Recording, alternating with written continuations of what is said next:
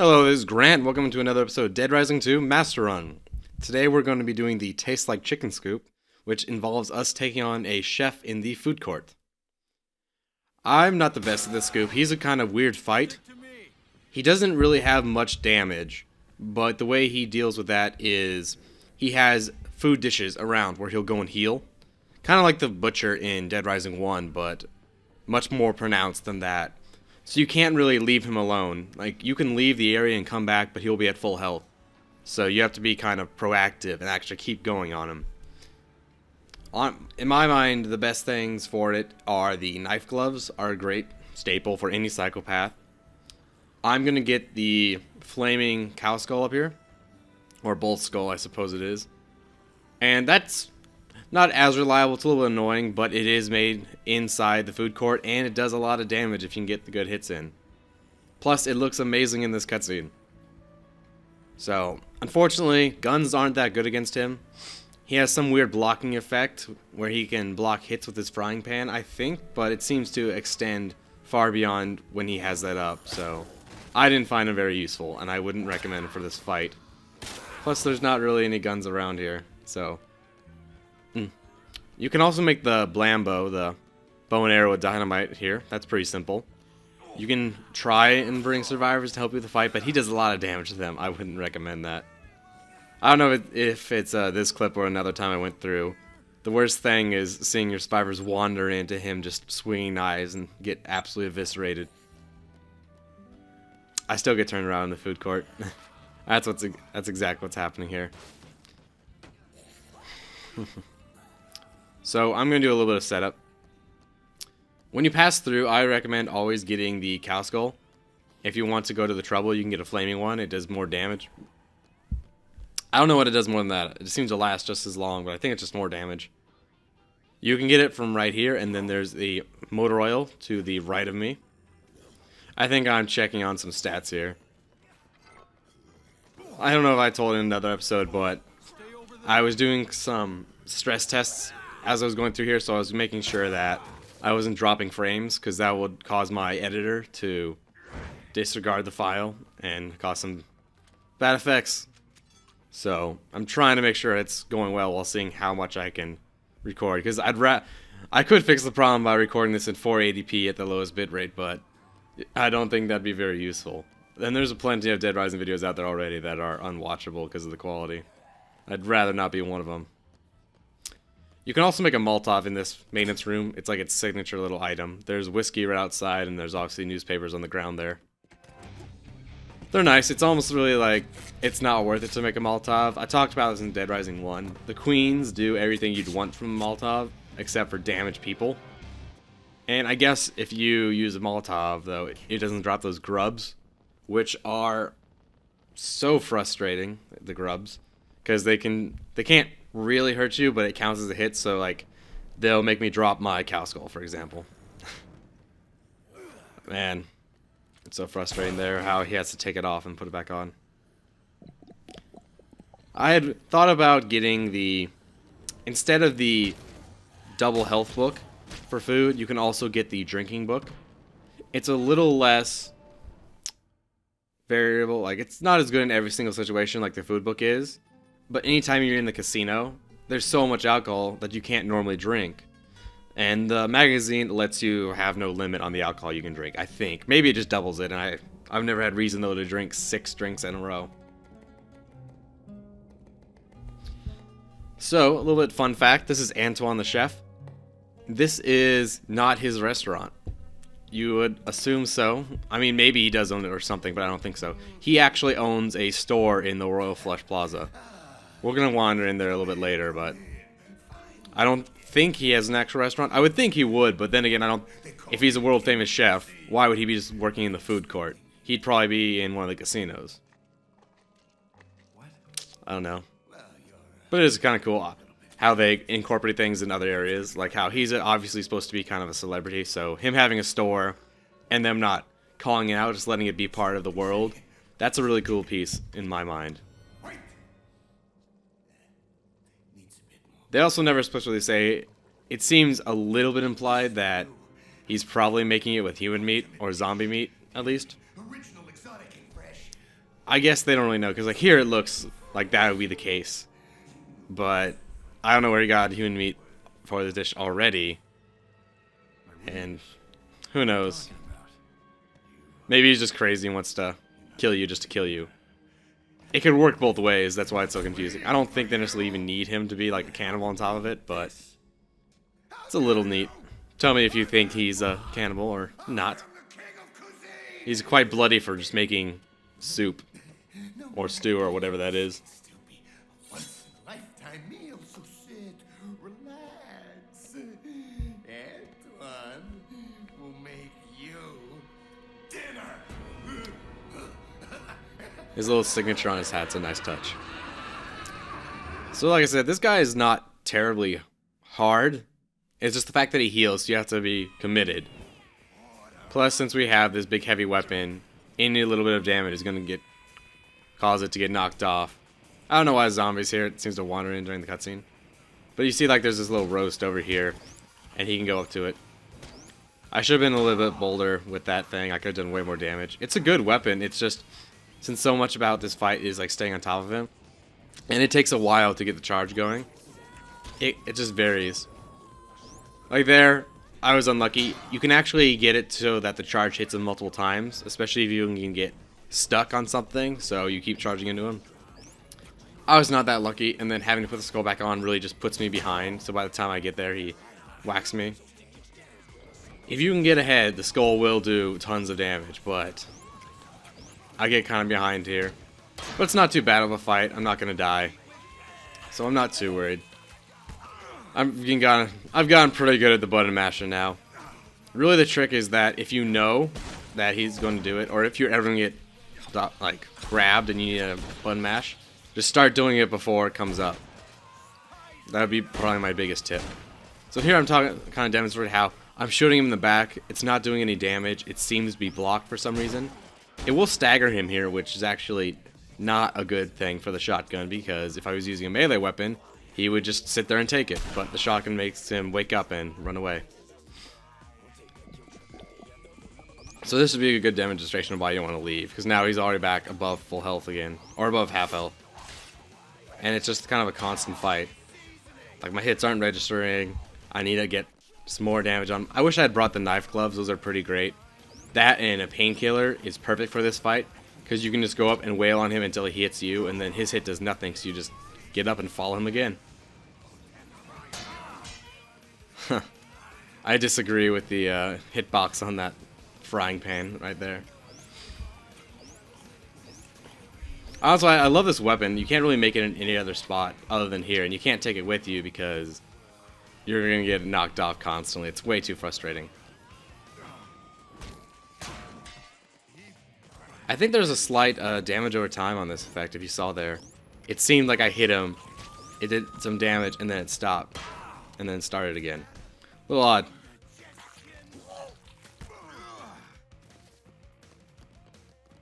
The big benefit of it being in the food court, though, is there's plenty of food. Like I said, you can heal plenty, he can heal plenty, you just need a good way to burst him down. Most of his attacks don't even do a lot of damage.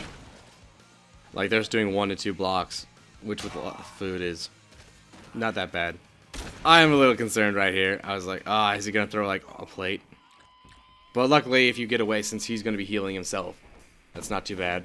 And actually, if you know that he's going to fully heal, he will continue to eat, even though he's full health, and go to other areas and still eat. So, if he is full health, might as well just take the time to go get some weapons and come back, rather than just stringing out this fight. Just back off, reset, come back in. The only benefits of beating him are you get 2 survivors. To be fair, I think that you get Jasper anyway. You don't need to kill this guy, but you need Jasper and to beat this guy to get the woman in the freezer. Or the pantry. It doesn't seem that cold in there. Cinda. Because she'll only come with you if you have Jasper, and you can only get to her if you kill Chef Antoine. It's a little neat thing. Jasper's hidden up above the other restaurant in the food court. Right, there we go. We get some good damage here. That's how that fight is supposed to go. Just absolutely blitzing him down, and then I can finish him off easily with whatever other weapon I have. But sadly, it was not the case this time. But we did finally get him. I love that weapon. It's just finicky.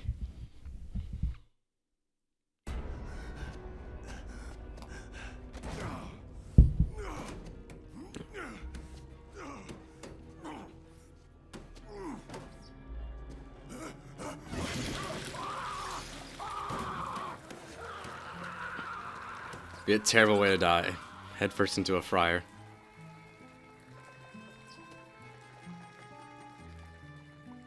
I'm guessing it's not his restaurant because one, he didn't know I was there, and two, if he's that good of a chef, I can't imagine he actually has just like a French fryer in his kitchen. Or I guess it would just be a regular fryer, but what kind of master chef fries food? I don't see it. So here we're gonna go get Jasper, who's hidden up above on this other restaurant. It's usually worth it to get the blam bow because there is a stick of dynamite or two, and the bow up there as well. There's also a stuffed bull, so I usually grab that and take it to Katie if I'm heading back to the safe room. So we're gonna head up here and jump up on these machines. Dead Rising 2 has a lot more of like these small little hidden areas than Dead Rising 1 did. Dead Rising 1, it really just wasn't built for this, whereas they tried to get more vertical in this game. You can go and get on the rooftop of the restaurant we got the Costco with, but they don't put anything cool up there. They put like a drill motor or something. Something you never really want. So, too bad. Could have been a good spot for some like Zombrex or something.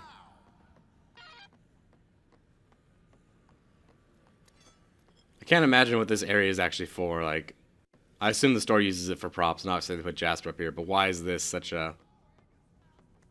I guess it's like a storage place, and they are doing construction or something. It just seems weird that this would actually exist. Luckily, Sven actually sat and waited in the restaurant. Normally, he wanders into the chef fight, and things don't go that well. So, we got lucky that time. The game seems a little bit finicky about when you have survivors join, whether or not they go to the current waypoint, or the waypoint gets canceled. I'm not sure. I would not be surprised if there's like some internal logic where maybe certain like cutscenes take Chuck like out of the game and that will delete his waypoint, so when he comes back in they just follow you. Or maybe just certain survivors cause it to reset for some weird bug. I don't know, it's just never been consistent, and luckily it hasn't been that big of an issue as long as you know what you're doing. But it is something to be aware of, that your survivors might just decide to come hang out with you mid-boss fight. So we're going to make the Blambo here, which is essentially dynamite on a bow and arrow. It is an extremely useful weapon, but a little bit clunky to go get, always. You can make two in Royal Flush Plaza, so that's pretty convenient. I don't have time for it in these runs mainly, but when I was doing just like basic run-throughs of the game, it makes it so convenient if you have these, because rather than like getting through hordes, you just fire one arrow, they all die, you walk through. Plus it's fun. There's a bunch of red numbers and you get a lot of PP for it. It's really cool. Definitely in my top 10.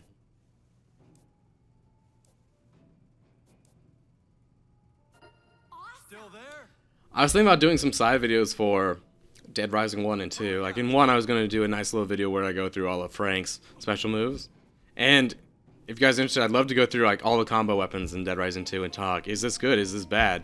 Because there's some ones that you'd expect to be terrible, but you know, they're pretty awesome. And then there's other ones that, like you think it'd be nice, but you have to go way out of your way. Like the paddle saw. It would be cool, and it does help for psychopaths, but in my mind, it's not worth the effort to go out and get them just to take them all the way to the boss fight and have them break really fast. So I don't know, if you'd like to see that, let me know. I could get that going.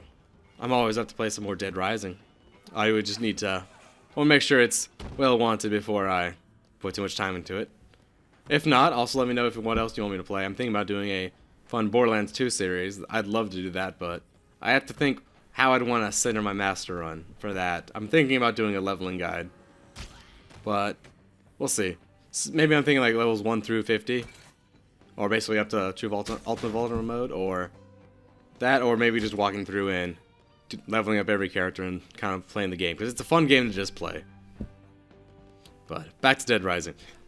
I talked before, what's amazing about the cow skull, or bull skull, is it lets you sprint, which especially when you're a low, like a really low level, being able to move fast is a huge deal. Plus, it lets you charge the zombies. The downside of it is you can't pocket it. You have to drop it, and anytime you get hit, you drop it. I think it shares the moveset with the... I'm not sure what it's called, but it's like the slicer hat where you get a Servbot helmet with a lawnmower on top. That also lets you charge, but since you have to go make that, it's not really that useful, in my mind. It's one of those things where if you have to go way out of your way just to make a weapon that's slightly above average, it's just not worth it. Maybe if you have plenty of time, but a lot of these weapons are just meant for you to wait, go out of your way, make them for the achievement, only ever use them once, and then that's it. Or some objects have their own little maintenance rooms that are obviously destined to build that item, like the maintenance room by the security house, the security room. I always bounce around. Sometimes I go safe house, security room, or security house is what I called it right there. That was a little embarrassing. But like that one, that maintenance room obviously has been there, made to give you the spike bat. They have a cutscene about it and everything, and it's always there. It's a great weapon, so that's nice. Or like the one in the food court. There's always stuff for Molotovs there, so you might as well make one when you're passing by if you have the time. So this is Jared. Jared, he will come with you if you give him Zombrex. If you do take him back and save him, you have to give him Zombrex again the next day. Really, this is only necessary if you want to get like all the survivors. Otherwise, he doesn't give you any rewards. All he does is cost you 2 Zombrex. Which is fine for us, because we're going to finish the game with like 4 Zombrex. There's plenty around, and that's without buying it from the pawn shop. But it does, like, he is technically only a drain on your resources for some just mediocre PP, but we gotta be a hero and save him.